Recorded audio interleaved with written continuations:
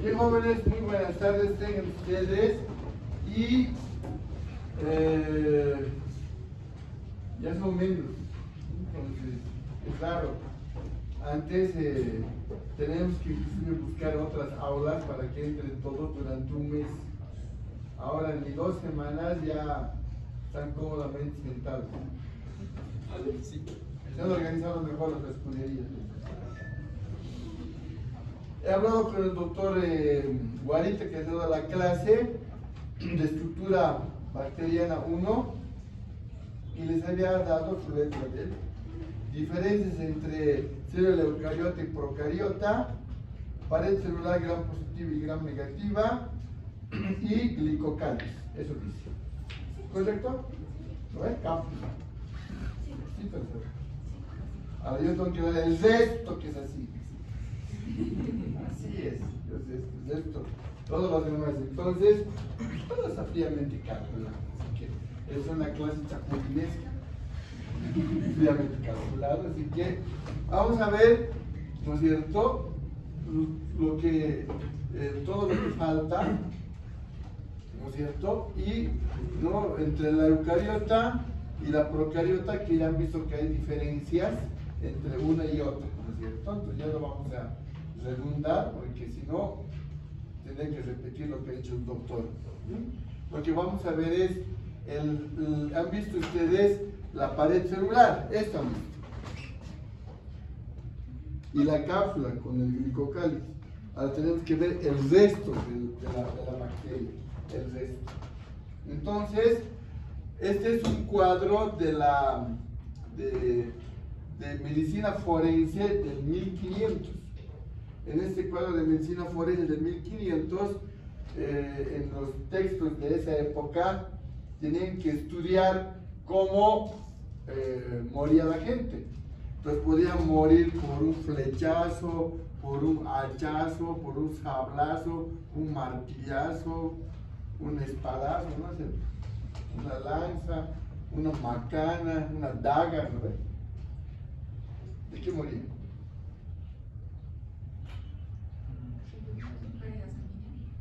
¿Qué? No, porque cuando entra el puñal y se queda ahí y no sale sangre. Eso, infecciones. Entonces, más que el arma, eran infecciones. ¿Por qué? ¿Ustedes creen que se agarraba su sable y decía, mujer, desinfecta mi sable que voy a luchar? Nada que ver, ¿no? Con el mismo, mira, guácala. Exacto, el mismo. Es más, ni se bañaban. Entonces, eso es para que se den cuenta que sucede. Ahora, siglo XXI, si yo me pincho con un alfiler, ¿sí? ¿No? Ahí está el alfiler, ahí está, me sale sangrecita, ¿no es cierto? Pero después se inflama. ¿Por qué?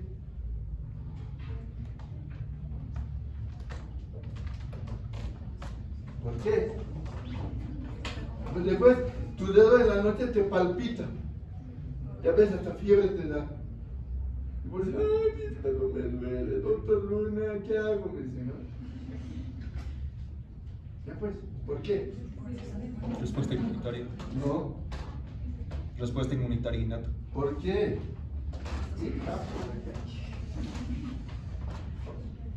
Porque la punta del alfiler está lleno de microbios, hay una infección. Ya no con un arma contundente, con un alfiler, con un pin. Mira, aumentado al tamaño, mira la punta del alfiler, esos chisitos son bacterias. Entonces imagínate en la punta del alfiler cuántas bacterias hay, a veces te pinches. Imagínate en tus manos, el pupitre, tu celular. Hoy día has debido besar. Intercambio de bacterias en el chico. Si en la punta del alfiler hay, mira, entonces, ¿qué vamos a estudiar? A estos pinches. A esos estudios, ¿no es cierto? Entonces, las bacterias no tienen color, son incolores. Esta es una fotografía al microscopio electrónico, y el microscopio electrónico no es a colores. Cuando ven una fotografía al microscopio electrónico a colores, Photoshop se llama. Photoshopeado está tuneado, sus términos, ¿no? Entonces, así es normalmente. Entonces, de la misma manera, las bacterias no tienen color, ¿cierto? Y como no tienen color, ¿no es cierto? Fue Christian Gram quien les puso color a las bacterias. De ahí se llama la tinción de Gram. Entonces, ya la tinción de Gram, ¿no es cierto?, para ver a las bacterias son violeta de genciana, Lugol, decolorante que es alcohol acetona y safranina como colorante secundario. Entonces, ¿no?, las bacterias son transparentes, translúcidas, ¿no? Como las células eucariotas no tienen color, y para verlas le ponen eosina, universal, tricrónico de Mayo y, ¿no es cierto?, hematoxilina que ¿se acuerdan de histología? Porque son transparentes. Igual las bacterias son transparentes. Entonces les colocan el primer colorante, el cristal violeta, y eso se impregna en la pared celular, que ya llamamos con el doctor Guari. Entonces, para que se acople la violeta en la pared celular de las bacterias, le ponen un mordiente, el Lugol. Y Christian Gram denominaba el complejo violeta-Lugol. Entonces, si retenía el complejo violeta-Lugol, era de color violeta. Y si no retenía, se borraba. ¿Por qué? Porque colocaban el decolorante, y si el decolorante hacía efecto, es que el complejo violeta-Lugol estaba ausente. Entonces por eso se borraba. Pero si el complejo violeta-Lugol estaba presente, se mantenía de violeta. Luego utilizaban el colorante secundario, y el que se ha despintado era rosado. ¿No? Dentro del examen de competencia a los auxiliares, de 102 que se han postulado, 6 se han aprobado. Tenemos 6 ayudantes y nos faltan 3. Está saliendo segunda convocatoria para 3. ¿No? Entonces, una pregunta que ha hecho el tribunal estudiantil era: ¿cuál es el paso más importante de la tinción Gram? Si la finalidad de la tinción Gram es diferenciar en Gram positivos y Gram negativos, ¿cuál será el paso más importante?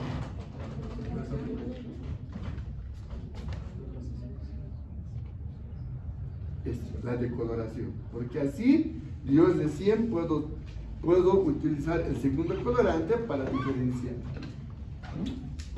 La segunda pregunta que ha hecho el doctor Remo, es hecho el estudiante, el doctor Remo ha hecho la otra pregunta, ha dicho: si hacemos al revés la tinción, ¿qué obtenemos? En vez de comenzar, como les he dicho, comenzamos por safranina y todos los demás. ¿Qué obtenemos? ¿Qué? ¿Cuál color? Morado. Entonces, si hacemos por al revés, obtenemos bacterias de color violeta. Porque le ponemos safranina y lo decoloramos, se pierde. Después colocamos el Lugol, la violeta, y se queda de violeta. Esa era la segunda pregunta. No todos han contestado. Entonces, las preguntas son para pensar. Entonces, es para que se den cuenta, ¿no?, que pese a eso han aprobado 6 nomás. Ahora va a haber segunda vuelta. Entonces, las bacterias púrpuras o violetas, Christian Gram las denominó complejo violeta-Lugol positivo, porque lo que les he mencionado. Y cuando se ha muerto Christian Gram, han dicho: como homenaje a Christian Gram, pondremos su nombre a la tinción. ¿Cómo les llamaba él? bacterias complejo violeta Lugol positivo, muy largo he dicho. Entonces, que sean gram positivos. De ahí viene el nombre. Tercera pregunta, yo les he preguntado a los alumnos. ¿Cómo se llamaban antes las bacterias cuando Christian Gram las describió? Complejo violeta Lugol positivo. Esas tres preguntas han sido porque el tema sorteado ha sido tinción Gram. Facilito. Pero no todos han contestado las tres preguntas que se les estoy contando. Por eso hay que venir a clase. Por eso hay que venir a clase. Y las bacterias rosadas o fucsias, las que no han retenido el complejo violeta Lugol, entonces Christian Gram las denominó complejo violeta Lugol negativo. Cuando se murió, Gram negativo. De ahí viene el nombre. Ya saben que cuando les he dado historia, les he dicho por qué se llama bacteria, por qué he hecho el otro, por qué esto, el por qué, ¿no ven? Al igual me gusta el por qué, siempre me gusta el por qué. Desde chiquito, o sea, desde siempre. ¿Estamos bien?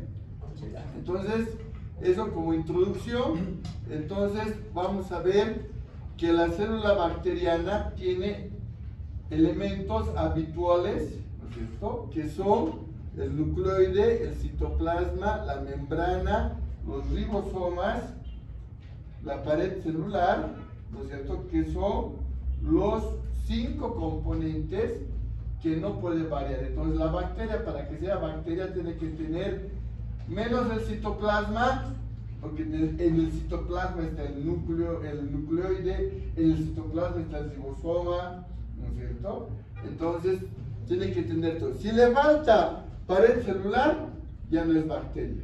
Si le falta ribosomas, ya no es bacteria. Si le falta membrana, ya no es bacteria. Si le falta nucleoide, ya no es bacteria. Estos son los elementos habituales. Y luego de avanzar eso, vamos a ver al final los elementos no habituales, o sea, los que puede o no tener la bacteria y sigue siendo bacteria. Los imprescindibles son estos. Entonces, aquí tenemos un corte. Esta es la célula eucariota y esta es la célula procariota. La eucariota tiene núcleo, la procariota tiene nucleoide. ¿Qué quiere decir el sufijo oide? Que se parece, parecido al núcleo. Entonces, la eucariota tiene núcleo y la bacteria ¿qué tiene?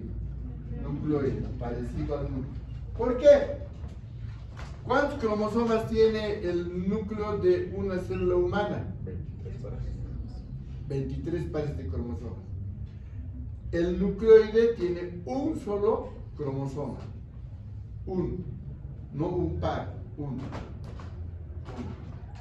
Maya. One.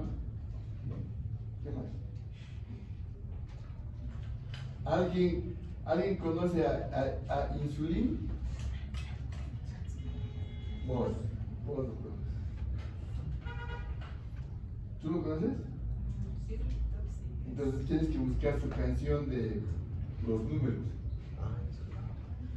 ¿Has visto? Pero sí conozco. Chiquitos, ¿no? Cosas con ese son. Es un mexicano que busque pues insulina. Ricky. La tabla periódica de elementos. ¿No ves? Y el la tengo chiqui. Mejor si quieres. Sí, eso ya me llama. No sé por qué le aparecen esas mujeres a mí. Entonces, una diferencia es que el material genético en la célula eucariota son 46 cromosomas, 23 pares, pero en la bacteria es uno solo. ¿Ya? Pero ¿por qué se llama nucleoide? Porque no tiene membrana nuclear. Como no tiene membrana nuclear, se llama nucleoide. Entonces el material, el genoma, está disperso El material genético está disperso en el citoplasma. Como está disperso, se llama nucleoide. Si vemos una fotografía al microscopio electrónico, aquí en gris es el citoplasma y en blanco es el nucleoide disperso. Como no tiene membrana nuclear, nucleoide, pero también tiene cromosoma. ¿Está bien? ¿Sí o no? Cuando esté, levanta la mano. ¿Sí? ¿Sí? Como no se encuentra delimitado por una membrana, contiene una región discreta y se llama nucleoide, ¿no es cierto? Ahí está el ADN, que es una doble cadena, ¿no es cierto? Con un cromosoma único, ¿no es cierto? Y entonces esto es photoshopeado. Citoplasma, membrana, pared. La membrana es negrito, la pared es café. Y aquí está el nucleoide disperso. ¿Dónde más hay material genético? Vean. En el plasmido. Entonces, si la bacteria tiene 2 cromosomas, tiene nucleoide y plásmido. ¿Qué es el plásmido? Material genético extra cromosómico. Ya más tiene las características del nucleoide. Tiene un cromosoma, está formado por ADN, es un ADN circular, bicatenario, haploide, con excepciones. Entonces, esas son las características del nucleoide. Por eso se llama nucleoide, parecido al núcleo, ¿cierto? Entonces, ya saben qué tiene la bacteria, de adentro para afuera. Entonces, ahí está comparando el núcleo de la eucariota con el nucleoide. ¿Por qué se llama nucleoide? Porque no tiene membrana nuclear y el nucleoide está en contacto con el resto de la célula porque está disperso en el citoplasma. ¿Estamos bien? Ahora vamos al siguiente, ribosomas. Entonces, las eucariotas tienen ribosoma 80S y las procariotas tienen ribosoma 70S. Entonces, ¿por qué? La diferencia es porque uno es bacteria y el otro es eucariota humano, ¿no es cierto? Y la función es la misma, síntesis de proteínas, ¿no?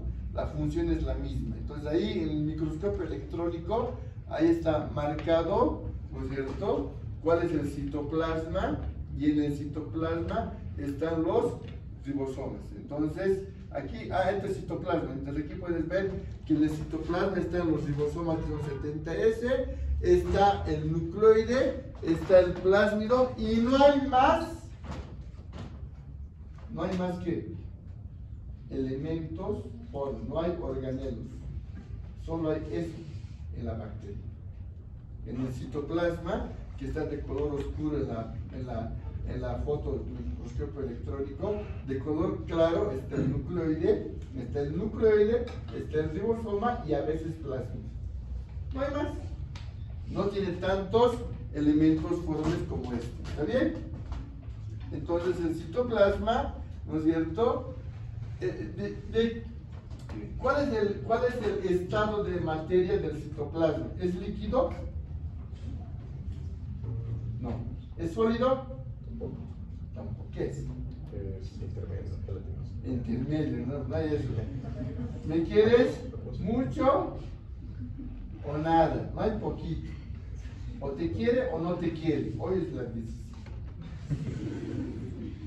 Hoy quería aprovechar para decirte que te amo. Ah, sí, yo también te quiero. Sí, como amigo.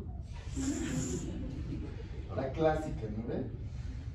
La clásica. Así son crueles, ¿no? Nosotros somos no aprendemos. ¿O no? Sí, ¿ves? ¿Qué es lo que hay? No. Ah, gracias. Pensé que ya. Entonces, es un estado intermedio, se llama estadio gel, es un coloide. ¿Cuál es el estado de la materia del citoplasma? Estado coloide, ¿no? Que es el estado gel. ¿Quién me dice con qué elemento podemos comparar o decir así es el estado coloide? Okay. Muy bien. La clara de huevo es el citoplasma y la yema el núcleo. ¿Lo ve? Entonces cuando usted haga un huevito, coloca núcleo. ¿Cierto? Y mueran organelos. Imagínense cómo yo me cocino.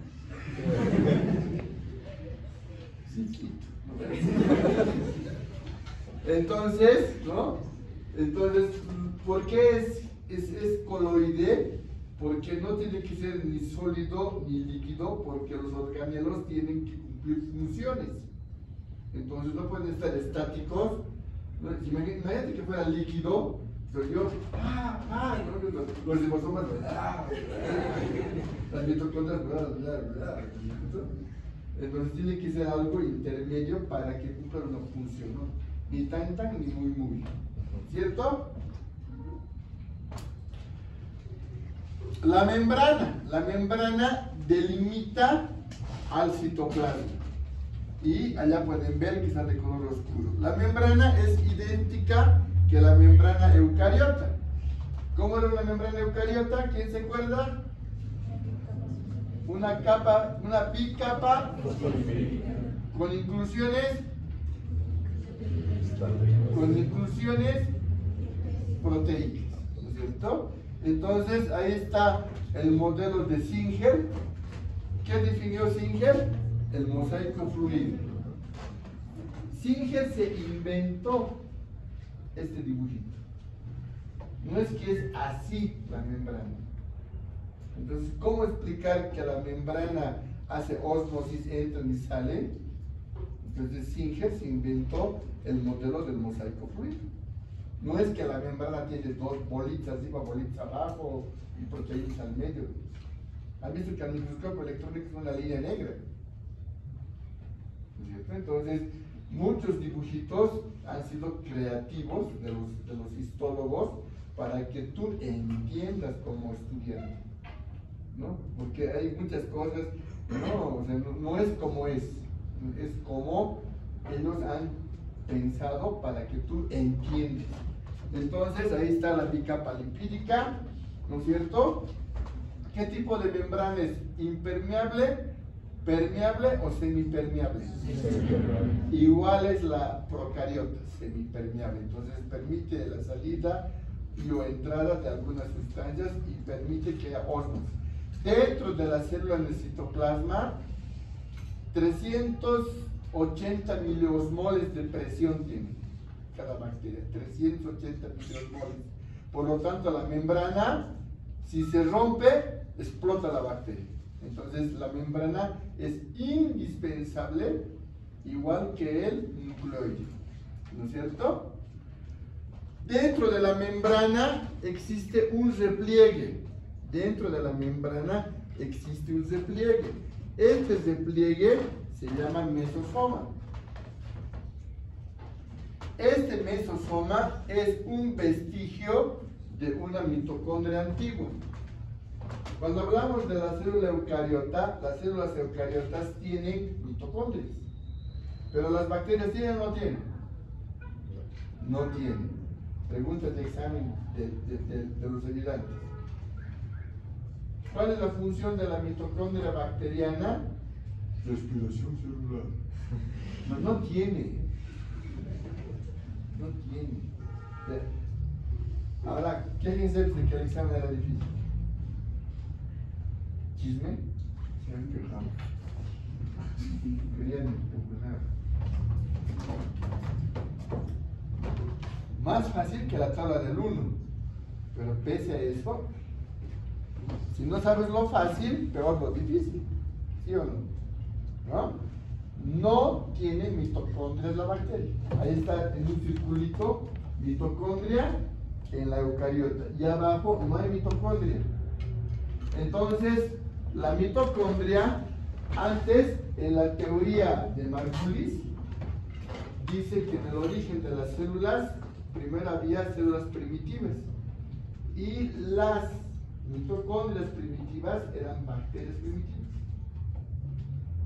Entonces, estas bacterias primitivas tenían unos repliegues. ¿Qué se llaman los repliegues? Crestas, ¿no es cierto? Entonces, esta bacteria, ¿no?, que se ha convertido en una procariota, tiene el vestigio de lo que era una mitocondria antigua, un repliegue. Y ese repliegue de la mitocondria, ¿qué se produce? De la mitocondria, en su cresta. ¿Qué se produce en su cresta? La respiración celular. Pero tiene mitocondrias la bacteria, entonces ¿dónde hace su respiración celular? En el mesosoma. ¿Y qué es el mesosoma? Un vestigio de una cresta mitocondrial. Por tal razón, la teoría de Margulis dice que las mitocondrias primitivas eran las bacterias, o las bacterias primitivas eran unas mitocondrias antiguas, de vida libre. Entonces, respiraban a través de sus crestas mitocondriales, que eran mesosomas, y cuando apareció una célula amorfa, este se entró en endosimbiosis, y entonces esta, que ya tenía mitocondria, se convirtió en célula eucariota. Primero la procariota, después la eucariota. Entonces, de eso, que la célula eucariota tiene mitocondrias, y la célula procariota era una mitocondria, por eso que las crestas mitocondriales han quedado como vestigios y son los mesosomas. Ese es repliegue, invaginación de la membrana celular, ¿no es cierto?, que hace respiración aeróbica. No tenemos mitocondrias. Entonces, ahí está el mesosoma, ese es repliegue. Aquí está otro, miren los repliegues. Hay dos tipos de mesosomas: el medial, ¿no es cierto?, o septal, que es para la división celular, y el lateral o transversal, donde se produce la respiración celular y la producción de ATP. Entonces, las bacterias no tienen mitocondria. ¿Dónde se produce la respiración celular y la producción de ATP? En los mesosomas. ¿Qué son los mesosomas? Un repliegue de la membrana citoplasmática. ¿De dónde viene ese repliegue? Un vestigio de los antepasados, cuando era una mitocondria de vida libre, que era una bacteria primitiva. Esa es la teoría de la doctora Margulis. ¿No? Se llama teoría endosimbiótica, ¿no? Y de ahí se entró a una célula y se convirtió en célula eucariota.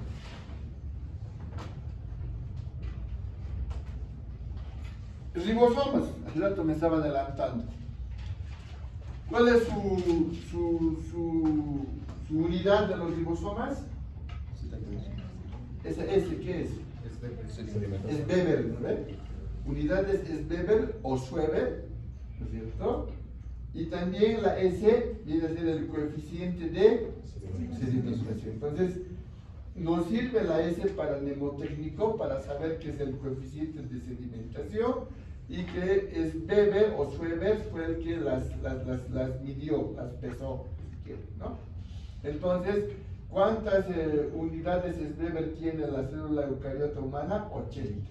¿Cuántas tiene la procariota? 70. Ambos tienen la misma función de síntesis de proteína, pero uno es 80S y otro es 70S, que es la diferencia.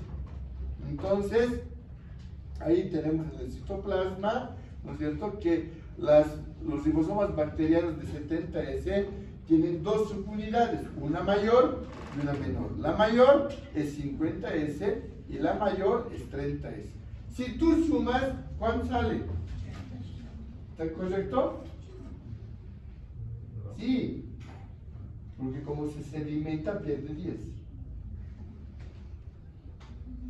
¿No ven? Si se sedimenta, pierde 10. Entonces, no es aritmético esto, ¿no? Ya saben que 1 más 1 no es 2 en medicina. 1 más 1, ¿qué es? 3. Cuidado, cuidado. Cuidado, los que están haciendo matemáticas. Eso, mejor no. ¿Cómo vamos a salir? No, me he animado. Más chiquito. Entonces, aquí puedes ver la diferencia entre una eucariota y una procariota. La 80S eucariota humana tiene dos subunidades, la 60 y la 40, ¿no? Y cuando se alimenta pierde 20. Mientras tanto que la bacteriana tiene una menor 30S y una mayor 50S, y cuando se alimenta pierde 10, ¿no es cierto? Entonces, esto, por ejemplo, de la subunidad menor, la 16S ha servido para hacer el diagnóstico genómico de los seres vivos. Entonces, cuando tú quieres saber si el oso es oso, ¿no es cierto? Oso hormiguero, ¿será oso? No, no es oso. ¿Qué es? Es un desdentado, pariente del quirquincho. Tiene sus manispas y su lengüita, no tiene dientes, es pariente. Pero cuando han llegado los españoles a América, han agarrado la Biblia y han dicho, a ver, ¿qué animales hay aquí? Animales de la Biblia. Parece oso y come hormigas, oso hormiguero. Si no estaba con la Biblia, era pues engendro. Cuando han visto a las llamas, ¿qué han dicho? Son ovejas que por efectos de la altura les falta aire y estiran su cuello. Todo lo que les cuento es cierto. Cuando yo leo sonceras, cuando miento tartamudeo. Mi amor, ¿me amas? Claro, me dice. Así soy. Entonces ahí está, misma función, pero diferente. ¿Vamos bien? Luego tenemos la pared celular, que han estudiado con el doctor Guarita. Vamos a avanzar un poco más rápido. Esta es la pared celular. Solo los vegetales tienen pared celular, de las eucariotas. Solo los vegetales. Ah, perdón. También los hongos tienen pared celular. Los humanos, los animales, no tenemos pared celular. ¿Sí? Los vegetales tienen pared celular. Por eso sus células están expuestas al aire libre. Cuando rompes una hojita, ¿has roto una hojita? Estás rompiendo su pared celular. Antes de romper, anda al remate, antes que se acabe. ¿Qué se llama esas plantas que tienen un nombre medio chistoso? Esas que parecen, que no son cactus, pero son duras, que tienen un nombre de comida, no de comida. ¿Tunas? No, tunas esas de ahí.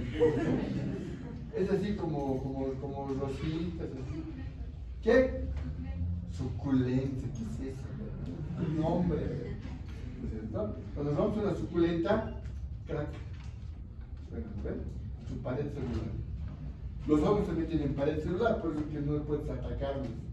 Entonces, cuando hueles de quito tu piel, es que tienes un suculento hongo. Entonces, la pared celular está por fuera de la membrana y está compuesta por dos tipos de azúcares, el ácido murámico y la glucosamina, y tiene 4 aminoácidos que siempre están en ese orden: L-alanina, D-glucosamina, L-lisina y D-alanina. Del gram positivo es L-alanina, D-glucosamina, L-lisina y D-alanina. Del gram negativo cambia el tercero: L-alanina, D-glucosamina, L-mesodeamino pimélico, gram negativo, y D-alanina. Entonces, el que varía es el tercer aminoácido, porque después es la misma estructura gram positivo y gram negativo. Ya saben que es gram positivo y gram negativo, rapidito les he contado. Y entonces, ahí pueden ver, ¿no es cierto?, cómo se unen los ácidos, azúcares ¿no? Murámico, glucosamina y entre sí. Y para que sea una malla, entonces los aminoácidos que se unen de forma transversal forman una malla. La pared celular es el esqueleto de la bacteria. Es la que le protege a la bacteria. Es la que le da la forma a la bacteria. Es el esqueleto de la bacteria. ¿Qué me he dicho? Es la que da la forma a la bacteria, es la que le protege a la bacteria. La pared celular es importante. ¿Está bien? En histología han estudiado el citoesqueleto. ¿Dónde está el citoesqueleto? En el citoplasma. La bacteria no tiene citoesqueleto. ¿Dónde está su esqueleto? En la pared. Por eso dice que es el esqueleto de la bacteria. No tiene citoesqueleto. El esqueleto está en la pared, pues es la que le da la forma, que está por fuera. ¿No? Pues tienen que ver que son diferencias. Entonces, aquí, así está en su libro. Pero usted no tiene que aprender la fórmula química, tiene que aprender los nombres. Siempre se une N-glucosamina con N-acetilmurámico. ¿Y dónde se une el aminoácido? Al N-acetilmurámico. ¿Por qué se llama N-acetilmurámico? ¿De qué viene? Murámico, ácido murámico, mureína. De muro. Sinónimo de muro. Ahí está el nombre. Pared celular. Yo les doy todos los tips para que memorices. ¿Sí? No es que crean que yo tengo memoria. Mi hermana me dice, ¿cómo das clases si no tienes memoria? Me invento jueguitos, ¿no? Porque si no, ¿cómo daría clases? ¿Cómo sabes? No sé. Me gusta. ¿Vamos bien? Ya. Pues ahí están los ácidos teicoicos, ¿no es cierto? Y lipoteicoicos con gram positivas, ¿no? Y aquí están las gram negativas, ¿no es cierto? Entonces aquí está membrana, pared celular, atravesando los ácidos lipoteicoicos y más arriba los teicoicos, ¿no? Tiene una carga negativa, por eso que atrae cargas positivas como el magnesio. Y en los ácidos teicoicos está el ribitol teicoico y el glicerol teicoico. Y la tinción de Gram, la violeta, se une al ácido teicoico, al ribitol, junto con el yodo, con el lugol, yodo color, complejo yodo lugol, yodo color. Y entonces forma el complejo ribonucleato de magnesio, porque tiene fosfatos de ribitol con iones de magnesio. Ese es el verdadero fundamento, y no es el fundamento el grosor de la pared del péptido glicano. No es el fundamento. El fundamento es que se une al ácido teicoico. ¿Por qué? Porque las gram negativas no tienen ácido teicoico. Si bien tienen péptido glicano más pequeño, es el espacio en membrana externa, membrana interna, el espacio periplásmico, ahí está la delgada capa, igual se tiñe. Pero ¿dónde se tiñe el ácido, el violeta de genciana? Al ácido teicoico. Como este se tiñe lo más. Pero cuando pongo el decolorante, no retiene, porque no tiene ácidos teicoicos. Como no retiene, complejo violeta lugol negativo. Pero el otro sí tiene, retiene. Este es el que retiene. ¿No es cierto? El fosfato de ribitol, pues se llama complejo ribonucleato de magnesio. Entonces el fundamento es en el ácido teicoico y no en el péptido glicano. ¿Sí? Pero tienen que aprender bien, que no es lo mismo. ¿Sí? Nos han engañado mucho tiempo, ahora ya han visto la luz. Y por fuera de la membrana externa está el lipopolisacárido, ¿no es cierto? Que viene a ser la toxina de la bacteria. Por eso esa toxina produce, que es el lipopolisacárido que está por fuera de la membrana externa, produce fiebre en el paciente. Cuando el paciente está con náuseas, vómitos, diarrea y hipotermia, escalofríos, no es gram negativa, es gram positiva, porque no tiene toxina. Entonces, todo lo que estamos aprendiendo tiene una finalidad, ¿no es cierto? Entonces, si usted lee, tiene que encontrar las respuestas. ¿Está bien? Ya está una comparativa entre gram positivo y gram negativo, ¿no? Más delgado el péptido glicano, más grueso, ácidos teicoicos, que no tiene el gram negativo, que solo tiene el lipopolisacárido, que es su toxina. ¿Entendido? Eso también ya visto con el doctor. Ahora vamos a la segunda parte, que son los elementos no habituales de la célula bacteriana. Entonces, ¿qué quiere decir los no habituales? Que puede o no tener plásmidos, que puede o no tener, que puede no tener, que puede no tener, que ya han visto con el doctor, que puede no tener. Estos son los no habituales o no esenciales. Entonces, esto puede o no tener. Entonces, habíamos dicho que este es el nucleoide. ¿Qué es el nucleoide? Tiene material genético, cromosómico, un cromosoma. Y por fuera puede tener uno o varios plásmidos. No solamente plásmidos, también puede tener plasmidos, con F de formidable. Plásmidos también puede tener plasmidos o cósmidos. Entonces, todos esos son material genético extra cromosómico. ¿Por qué extra cromosómico? Porque el nucleoide es el que tiene el cromosoma. Y todo el material genético extra cromosómico, plásmido, plasmido, cósmido. ¿No es cierto? Vamos a hablar de los plásmidos. ¿Qué es el plásmido? Material extra. Muy bien. Entonces, ese plásmido es el que lleva información. Por ejemplo, un plásmido, que es el segundo cromosoma, puede llevar una información de resistencia bacteriana. Pues la bacteria es resistente a un antibiótico porque tiene un plásmido, por ejemplo. ¿Está bien? Un ejemplo. Ahora vamos a ver sus apéndices. Los flagelos. Entonces, puede tener pilis y puede tener flagelos. Los flagelos son más grandes. Entonces, de acuerdo al número de flagelos, si tiene un solo flagelo en un extremo, se llama la bacteria monotриca. Si tú quieres con acento, monótrico o monotриca. Si tiene un mechón de flagelos en un extremo, lofótrica. Si tiene uno, monótrica. Más de uno, 2, 3, 4, lofótrica. Si tiene a ambos lados, anfítrica. Ambos, anfítrica. Y si está todo alrededor así chascosa, perítrica o peritrica.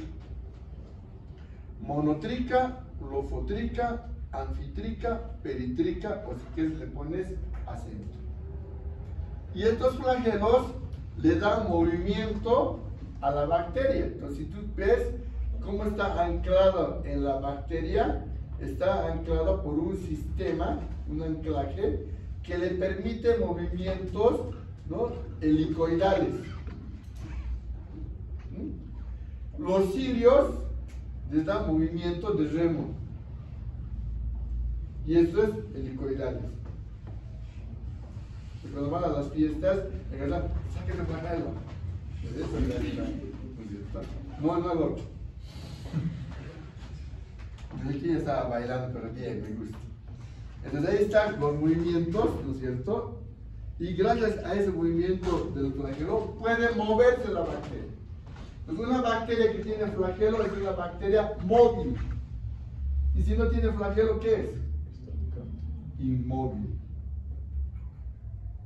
Inmóvil. ¿Cuál será más patógena, la móvil o la inmóvil? La móvil. Se mueve. Entonces, Al mismo tiempo, todas estas estructuras que hemos mencionado se llaman factores de patogenicidad. Por ejemplo, un factor de patogenicidad es el lipopolisacárido, porque tiene toxina. ¿Ven? Entonces, ¿quién será más agresiva? ¿La gram negativa o la gram positiva? La gram negativa. La desgraciada. Entonces, las bacterias pueden tener flagelo móvil. Y si no tienen flagelo, inmóvil. Entonces, ¿qué se convierte el flagelo? En un factor de patogenicidad. ¿Por qué? Porque el que tiene flagelo es más patógeno que el que no tiene flagelo. Son patógenos las bacterias, pero más patógenos que tienen. Ahora, y si no tiene flagelos, ¿qué se llama? Átrica. ¿Qué es A? Sí. Átrica. ¿Sí o no? Habrá una lista por aquí.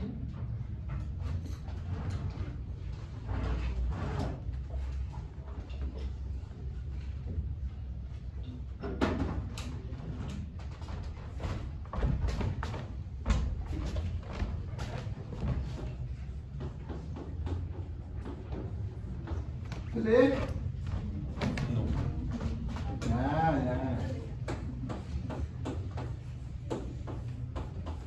¿Se lee? Sí. Entonces, un año,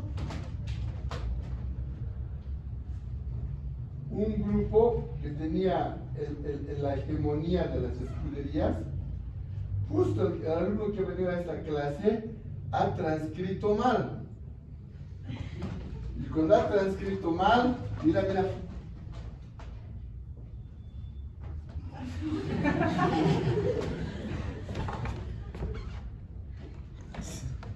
Entonces la pregunta del examen era, ¿cómo se denominan las bacterias que no tienen flagelos? ¿Te han respondido? Ya me las reclaman. Porque no han leído el libro. Nunca me olvidas, son matados de risa. Luego llevó a su transcriptor, lo iba a buscar al transcriptor. Porque ya saben que a las preguntas, 18 preguntas son de selección múltiple y 17 son abiertas. Total 35. ¿No? Siempre hacemos eso. Entonces en las abiertas decía que se llama África, mejor todos. Ya han venido a reclamar y no se han dado cuenta que África es un continente. Para que te des cuenta cómo tu cerebro te engaña. Entonces tú tienes que tener tu cerebro para todo, no solamente para regalar flores. ¿Sí o no? Ya. Entonces los pilis, aquí está el flagelo, que es un apéndice que le permite movimiento a la bacteria, pero los pilis, ¿no es cierto?, que están alrededor de la bacteria, de la pared celular, ¿sí?, les confieren dos funciones. Adherencia, los pilis son de adherencia. Entonces, una bacteria que tiene pilis se adhiere a la mucosa de un tejido y es más patógena que la que no tiene pilis porque no se adhiere. ¿Sí o no? Y el otro es el pilisexual. Entonces, el pilisexual es un apéndice más, ¿no?, organificado que sirve para la transducción del material genético de una bacteria a la otra bacteria. Entonces el pilisexual, ahí estás, ves la bacteria, tiene su plásmido y digamos que su plásmido tiene resistencia a la penicilina. Entonces la otra bacteria, el receptor, no tiene resistencia a la penicilina. Entonces el pilisexual se une a la bacteria que no tiene y va a haber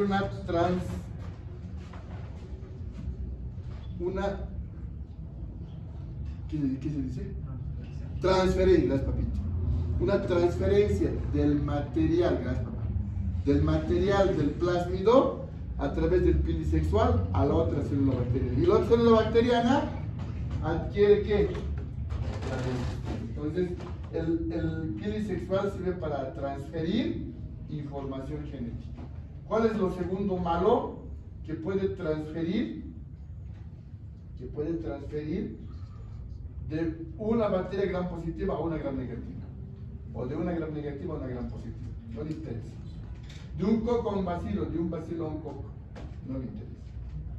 Entonces, ese es lo segundo malo. Entonces, los pilis sexuales sirven para transferir información genética de un lado al otro. ¿Vamos bien? Esto ya han visto con el doctor, las cápsulas, ¿no es cierto? ¿Cuál es la principal función de la cápsula? Se fagocita. Es el macrófago. Se lo quiere fagocitar. ¿Va a poder? Entonces, ¿qué es la cápsula? Protección. Antifagocitar. ¿Cuál es su función? Antifagocitar. Entonces, cuando una bacteria tiene cápsula, salen tus glóbulos blancos, ¡vamos al ataque! Y el otro, ¿qué te pasa? Tengo mi carrera acá, diputado del MAS, tengo inmunidad. Tenía un alumno venezolano y su carrera decía, el portador de la misma tiene inmunidad diplomática. Yo decía, ¿qué tipo? ¿Adquirida o innata? Le decía la alumna. Ahora ya vive aquí, tiene su consultorio en la zona sur. Hace ecografía. Y un día me han dicho, ¿qué es esta bacteria, doctor? Es una bacteria de ITS, le he dicho. Y se ha enojado, porque he vestido de su chica.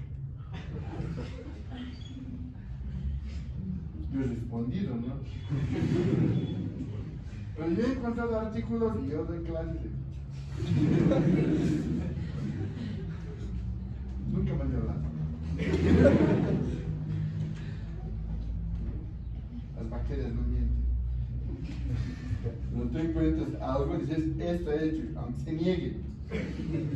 Cuando madure les voy a contar otros chistes más subidos de tono. Tanto, no, me pueden votar. Finalmente, vamos a ver las esporas. Entonces, hay bacterias que tienen esporas y hay bacterias que no tienen esporas.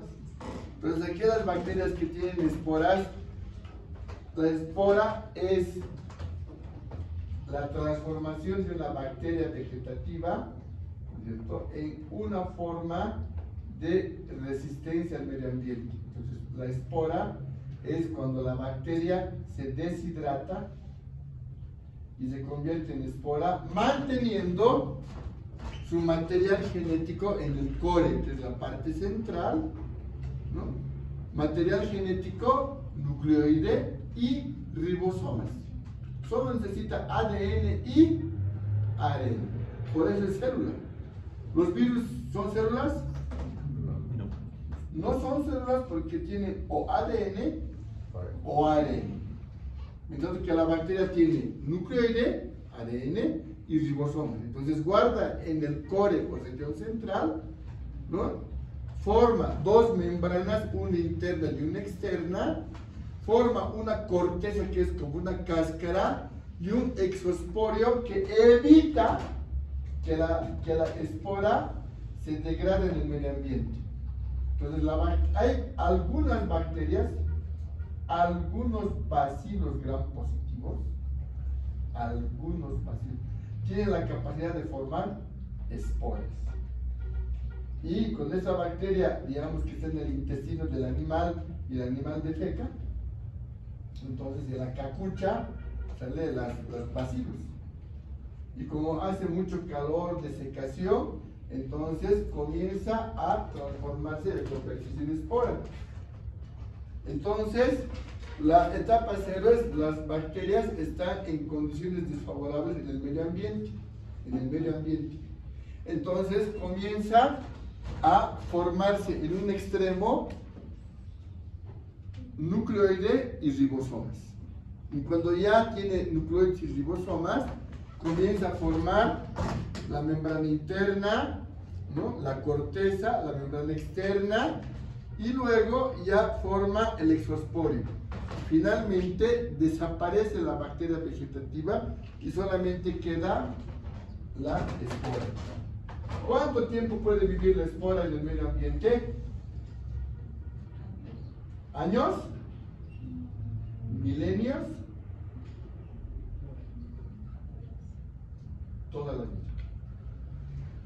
El gran problema de las esporas es que estas esporas pueden estar sobreviviendo. Por ejemplo, uno de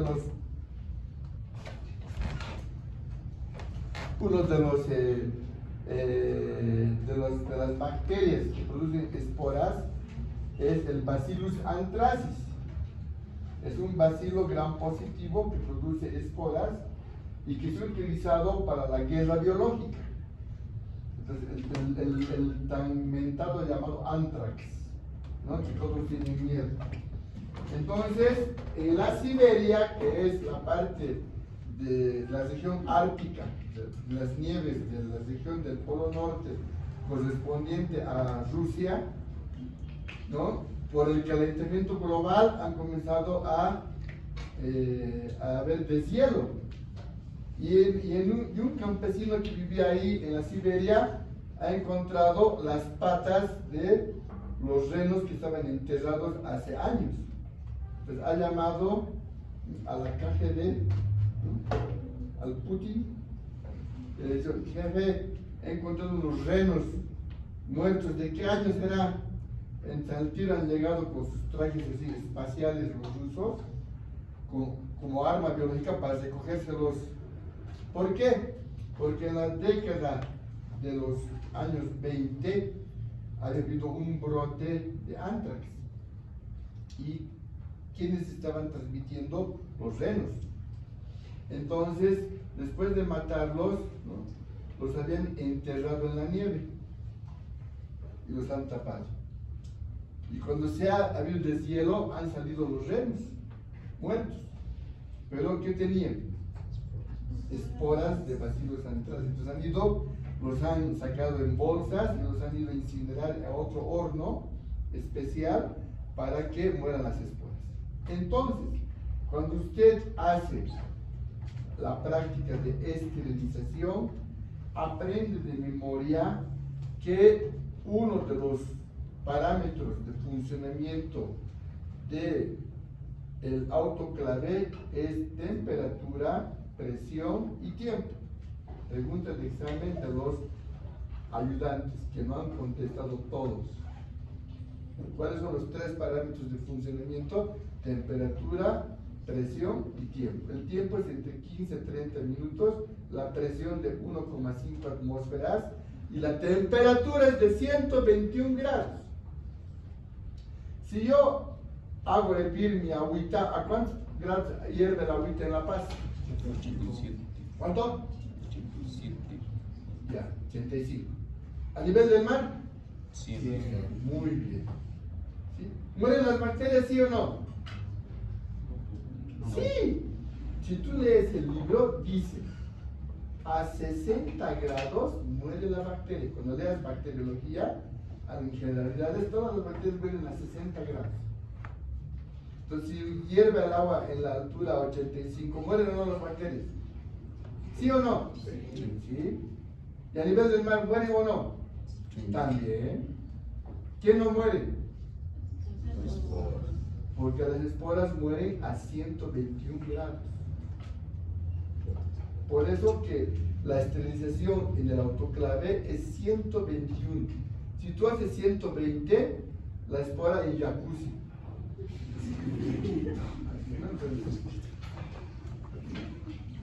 Feliz. Pero si le ponemos 121 grados con una presión, pues una presión, ¿no es cierto? El autoclave, entonces se chinga la bacteria.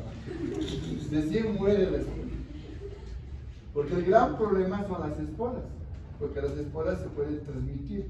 Y cuando la espora ingresa a un organismo que se lo ha comido por una herida, por contacto, comienza a germinar. Germina la espora. Entonces la espora comienza a eliminar su exosporio, su membrana externa, su corteza, ¿no? Todo lo inverso, su membrana interna, y al final, cuando tiene el core o región central, este desaparece y nucleoide, ribosomas, y la bacteria comienza a reproducirse. ¿Qué ha pasado? Lo inverso. Ha entrado espora y en tu sangre, en tu organismo, se ha convertido en una bacteria vegetativa. Entonces, ¿cuál es el temor de los médicos? La contaminación con esporas, que las puedes comer o pueden entrar por heridas o inhaladas. Por eso que todo el material médico antes se hacía hervir. Pero ¿cuál era el problema? Que podía haber.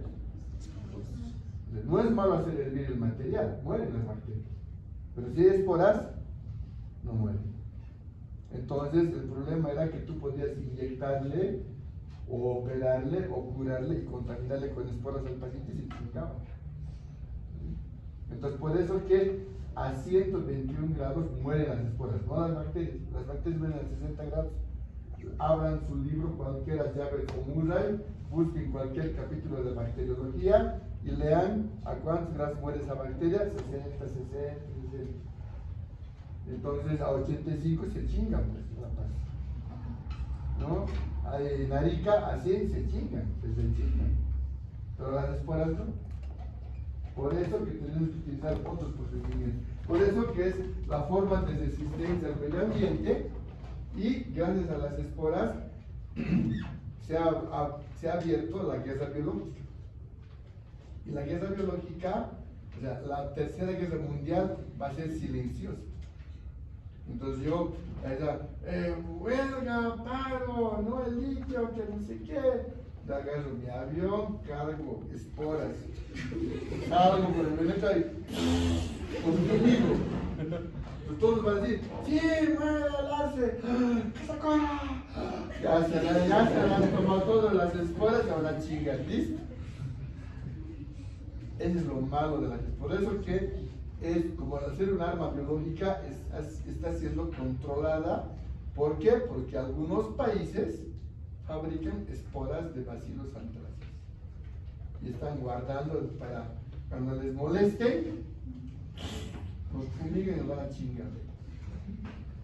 Entonces, esa es la importancia de las esporas. ¿Les ha gustado? Sí. Entonces tengo un chistecito.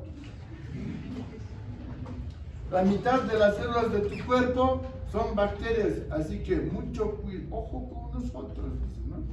Pues tenemos muchas bacterias en nuestro cuerpo. Bueno, que nos gustó este chiste. Adivinanza. ¿Cuál es la red social para las bacterias?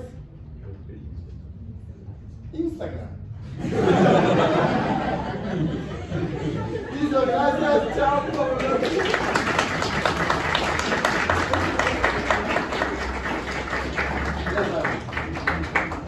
Listo. Nos vemos conmigo en el parcial porque van a dar otros doctores las preguntas, las otras. ¿Listo? En el otro va a estar más simple. ¿Está bien? Salud, por favor. Gracias.